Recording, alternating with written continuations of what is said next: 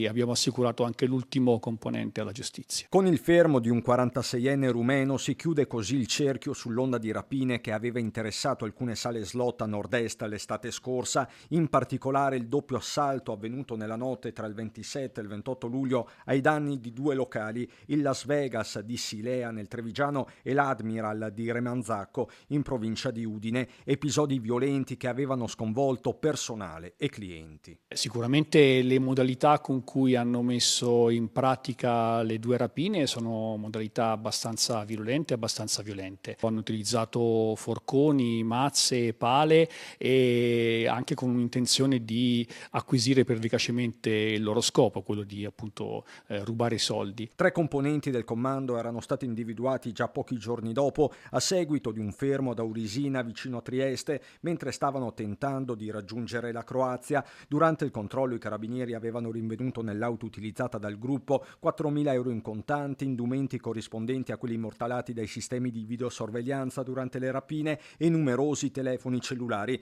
Da lì le indagini sono proseguite serrate fino a individuare il capobanda braccato nella zona di Milano. Ora, sottolineano dall'Arma, tutti e 4 sono in stato di fermo. Il fermo nella prima circostanza era stato convalidato con la custodia in carcere anche perché i soggetti si stavano allontanando dal territorio nazionale, sono stati presi proprio al confine con la Croazia.